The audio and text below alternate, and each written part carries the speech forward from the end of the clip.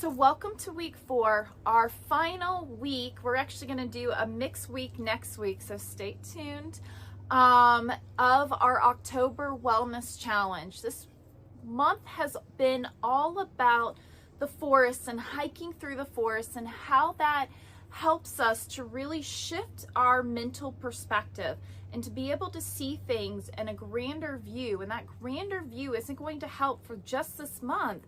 We're going to see that view, that perspective shift is going to take place in every month following this, including next month. When next month is November, and gratitude is all about November and Thanksgiving. And so we're not going to be that literal. We're going to look at radical acceptance and gratitude, this perspective shift of this growth mindset we're going to take on, and we're going to continue to build with it right now. So there's a moment that happens when you've been hiking deep in the woods for hours, focused on the path in front of you, navigating roots and rocks and dense undergrowth, and suddenly you emerge in a meadow. The perspective shift is breathtaking. You can finally see where you've been, where you're going, and how everything connects. That's what this week is all about, stepping into Meadows of systems thinking, where you can see how all the pieces of your life, your problems, your solutions, your collaborations, your daily rhythms work together as one integrated, sustainable ecosystem. This isn't just about looking back at what you've accomplished. It's about developing the master perspective that will serve you for years to come. So I want to share with you an experience that I had that kind of brought up this week's intention and this week's challenge. And that is, I hike a lot. I love nature, and I seem to keep finding homes to live in that are surrounded by nature. We are in the middle of fall in Western North Carolina, and there's something about finding those familiar hiking trails, not just the new ones, but the ones that are familiar that you go to all the time. And there's this one hiking trail that I kind of head down, would just follow the path. So this one time I wanted to really challenge myself. I wanted to take a little bit of a different path. Instead of going exactly the way that I normally go and doing the one loop that I did, I thought, you know what, I'm going to go and do the bigger loop. And as I took that bigger loop, what I came upon is a meadow, this giant clearing. And when this giant clearing came in, what I realized is everything was shifted into perspective. That it wasn't just the trees and the rocks and the roots, but that it was the ecosystem was all connected. That you could see the streams and where they were coming off the mountain and how they were coming through the path, and how that green area was there because of the trees, and one fed the other, and it all kind of was in harmony together. And I thought, what a perfect way to kind of wrap up, or begin to wrap up, because we're going to do Emerge next week, so stay tuned, this perspective shift. And as we're zooming out, we're finding empowerment and setting intentions to take those steps forward. What we're finding is that it all works together.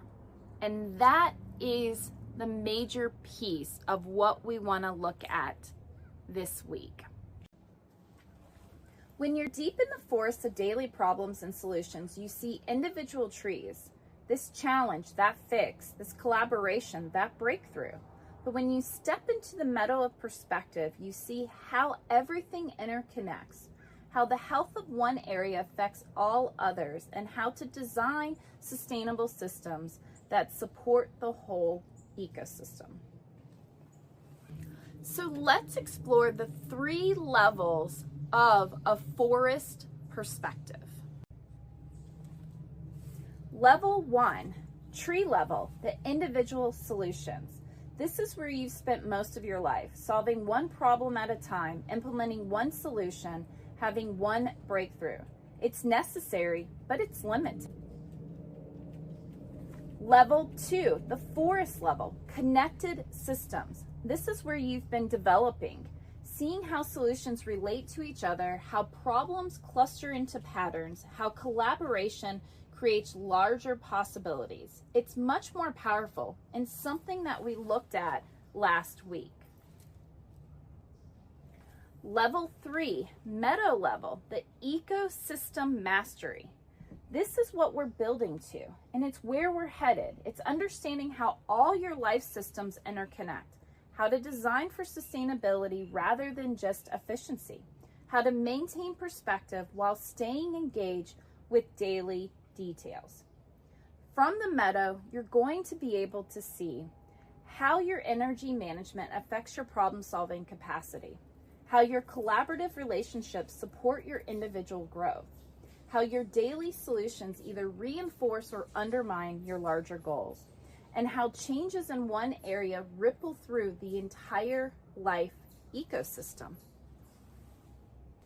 And so here's what the Meadow teaches us about sustainability and this lifelong, organic, lasting change. It's that it's not perfect and it's not individual performance. It really is a collaboration and an ecosystem within yourself and the community that you are wanting to build. It's about creating systems that regenerate themselves, support multiple functions, and adapt gracefully to changing conditions. Sustainable personal ecosystems have 4 key characteristics. Characteristic 1, regenerative energy cycles. Just like meadows have seasons of growth and rest, sustainable personal systems include natural rhythms of expansion and renewal. You're not trying to be on all the time. You're creating cycles that restore your capacity. The characteristic 2, multiple support functions. In meadows, plants don't just grow. They prevent erosion, create habitat for wildlife, store carbon, and support pollinators. Your best personal systems serve multiple purposes. Your morning routine doesn't just wake you up.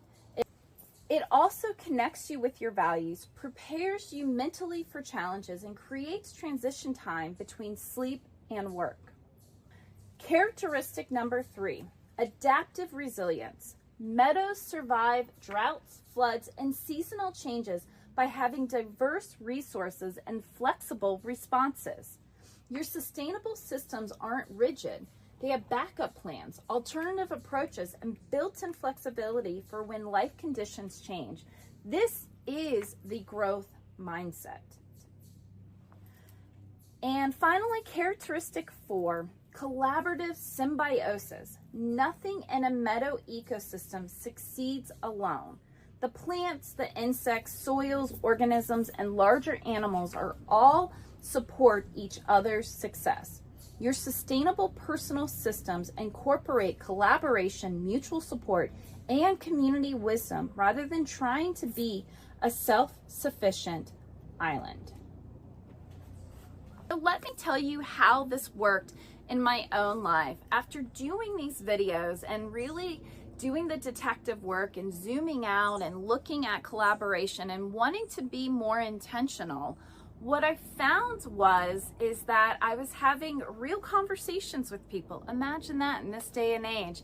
As we were on this 18-day cruise, and we're gonna go through that whole 18 days from San Francisco to Miami through the Panama Canal, what I found is as I was doing my content and applying it to my own life, I started to be more available to the community around me on the cruise. Instead of being kind of insulated, I said, I really need to get out. This is exactly what I'm saying, and I want to do what I say. And so what I found is I started to just share my story and kind of share my business. And I got such a positive and warm reception. I got a lot of clients and a lot of referrals, and oh, you've got to talk to this person, and I got to get your number, and what's your website? And what I found is that there's a lot of validation in what it is that you do. When you share stuff and you put yourself out there, there will be somebody to receive it. But we get so worried and we block ourselves off, that we miss these opportunities to give enlightenment to others and receive it from our community. So this week we're going to design our own integrated life ecosystem. We're going to start off with the first of the week just really getting curious and starting to find the mapping of our ecosystem. We're going to pull from the previous weeks to see all the opportunities that we have and start ascertaining what we want on our map. And then we're going to get an integration design. We're going to pull it all together, and we're going to have activities to allow you to be able to really apply this ecosystem knowledge. Find the sustainability practice with you. Those atomic habits are going to be huge. And those micro successes and those micro acceptances that we did in September are all going to pull in together. And then in the weekend, we're going to do planning, right? We're going to have those pivot points. We're going to celebrate our wins, and we're going to find our intention for next week. So stay tuned, look at the worksheet, and start to build on this week's ecosystem. Ecosystem building really reminds me of, we travel a lot. Fall is here, we're enjoying fall in the mountains. We'll soon go back to our main base in Alligator Point, Florida, and we're gonna have the beach perspective, lots of ecosystems in our world.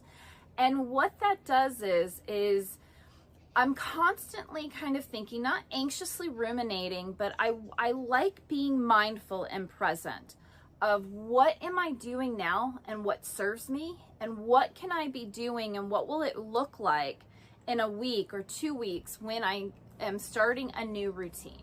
Because what I don't want to lose is the momentum. And so when we're on our RV trips and we're traveling throughout the country, or we're on an 18-day or 25-day cruise, I'm not necessarily going to wake up early when I'm on West Coast time. I'm not going to wake up at 4 a.m. I'm probably going to push back my wake up. I'm going to push back some of my earlier appointments. And what that's going to do is give me like a little 20-minute, 30-minute wake up to do my devotional, to do the things that I like to do in the morning without necessarily the big workout component. Because I'm going to end by noon. So I don't need to do everything on the front end. I can consciously build that in on the back end. And so it's not that I lose what I do, it's that I'm consciously intentional of what I'm doing, why I'm doing it, and that I'm having purpose on the front end so that I'm not sitting there in avoidance. I'm not sitting there losing my value, my capacity, and my motivation to do better. So here's what happens when you start to develop Meadow thinking. This ecosystem starts to see things as collaborative solutions instead of individual, overwhelming, compounding problems. Remember that there's like over 2,000 feedback loops in that bad brain. And so our reactionary tendency is to just kind of be like, oh no, oh no, oh no, and to the point that we get helpless and hopeless. And so what we're doing is as we're zooming out and looking at ecosystems thinking, what we're trying to do is be more intentional, realizing that it's not just a layer of problems that I need to react to, but instead that there's a theme here, that there is cohesiveness here. Because guess what? All your experiences, everything you need to do is related to one person, and that's you. So as we take this on, radical acceptance will get you everywhere. You start to realize that there's more flow in your life than you've given yourself credit for, that there's more capacity than you realize you have. And those thought processes start to shift. So instead of saying, how do I fix this, as if there's an implicit problem, what we're saying is, how does this connect to everything else? Does this serve me? And how is it connecting to all the other things around me? Instead of saying, what's the best solution, as if there's success or failure, we're saying, what's the most integrated approach? Taking that time to step back and really see how it all connects. Instead of saying, how do I maintain this practice, as if we're already expecting ourselves to fail, because that's why we lose motivation, is what's the point? We start to see that, how does this practice strengthen my whole ecosystem? How am I finding this to be of value? And instead of questioning whether or not we're doing it right, again, success failure dichotomies, we're looking at, is this serving the health of my entire system? And these superpowers of changing the way we perceive, changing how we're approaching life, will integrate in everything that you do. So remember its micro steps, remember its micro capacities and acceptances, and watch it grow over this week. So your final challenge is continuing practicing the meadow perspective this week. When you feel lost in the forest of daily challenges, step back into the clearing where you can see how everything connects. Trust the integrated systems that you're building. Maintain the collaborative relationships that support your growth. The forest will always be there. It's complex, sometimes overwhelming, full of individual trees that need attention. But now you know how to step into the meadow whenever you need perspective, how to see the connections that create sustainable systems, and how to tend your life ecosystem with the wisdom of someone who understands the whole landscape.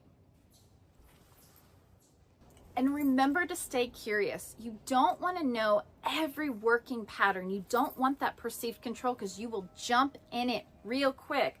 Because remember, we're changing our brain, which means there's stress there, which means we're going to want to react more often. So step back, take a deep breath, enjoy the beauty, and be present. And as you're present, get curious. And as you get curious, realize you're learning and working on understanding these natural patterns, supporting the healthy relationships in our lives. And we're finding how it all relates together so that we can make these micro adjustments for healthier, happier, more purposeful living. Thank you for joining with me on this journey. We are now building a forest and meadow perspective. We've got the ecosystem intact. We know how to become a detective of our own lives, how to collaborate with others. Next week, we're going to look at how we're going to transition into taking all of this knowledge of the forest, and we're going to look at the Costa Rican rainforest and how it's going to turn us into radical acceptance and gratitude for next month's challenge. I can't wait to see you there.